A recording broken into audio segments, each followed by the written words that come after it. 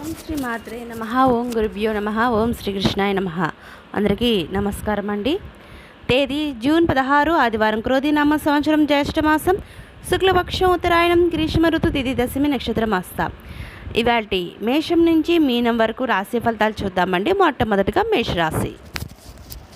మేషరాశి వారికి స్వల్ప అనారోగ్య సమస్యలు బాధిస్తాయి. వివాదాలకు దూరంగా ఉండడం మంచిది. వృత్తి వ్యాపారాలు ఊహించని అవరోధాలు కలుగుతాయి. ఉద్యోగస్తులకు అదనపు పనిభారం ఉంటుంది. నిరుద్యోగులకు శ్రమ వృధాగా మిగులుతుంది. ఆర్థికంగా ఆశించిన ఫలితాలు ఉండవు. తదుపరి వృషభ రాశి. వృషభ రాశి వారికి చిన్నటి మిత్రుల ఆగమనం ఆనందాన్ని కలిగిస్తుంది. స్థిరాస్తి వ్యవహారాల్లో నూతన ఒప్పందాలు చేసుకుంటారు. వృత్తి వ్యాపారాలు లాభసాటిగా సాగుతాయి. ఉద్యోగస్తులకు జీతభత్యాల విషయంలో శుభవార్తలు అందుతాయి. జీవిత భాగస్వామితో దైవ దర్శనాలు చేసుకుంటారు.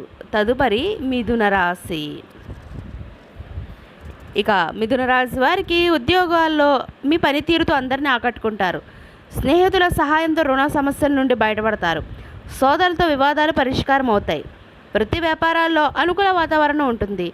నిరుద్యోగులకు నూతన అవకాశాలు అందుతాయి. ఇక తదుపరి కర్కాటక రాశి.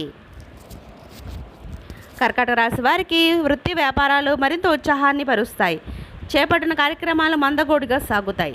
కుటుంబ వ్యవహారాల్లో తొందరపాటు నిర్ణయాలు చేయడం మంచిది కాదు. ఉద్యోగ వాతావరణం అంతగా అనుకూలించదు. సంతాన ఆరోగ్య విషయంలో జాగ్రత్త వహించాలి. తదుపరి సింహరాశి. సింహరాశి వారికి నూతన రుణ ప్రయత్నాలు చేస్తారు. సన్నిహితులతో మాట పట్టింపులు తప్పవు. వృధా ఖర్చుల విషయంలో పునరాలోచన చేయడం మంచిది. కుటుంబ సభ్యుల ప్రవర్తన ఆందోళనకరంగా కలిగిస్తుంది. వృత్తి ఉద్యోగాల్లో బాధ్యతలు పెరగడం వల్ల తగిన విశ్రాంతి లభించదు. దైవ సేవా కార్యక్రమాల్లో పాల్గొంటారు. తదుపరి కన్యారాశి. కన్యారాశి వారికి అనుకున్న పనులు అనుకున్న విధంగా పూర్తి చేస్తారు. సమాజంలో గౌరవ మర్యాదలు పెరుగుతాయి. ఆకస్మిక ధన లాభం కలుగుతుంది. వ్యాపారానికి నూతన పెట్టుబడులు అందుతాయి.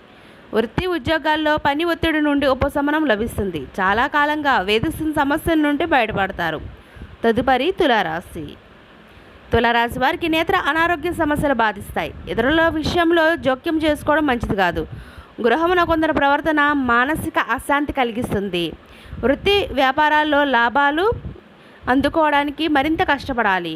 ఉద్యోగం విషయాల్లో అధికారులతో జాగ్రత్తగా వ్యవహరించాలి. తదుపరి వృశ్చిక రాశి. వృశ్చిక రాశి వారికి ఆదాయ మార్గాలు సంతృప్తి కలిగిస్తాయి. ఇంటా బయట అనుకూల వాతావరణం ఉంటుంది. కుటుంబ సభ్యుల సహకారంతో ముఖ్యమైన కార్యక్రమాలు పూర్తి చేస్తారు.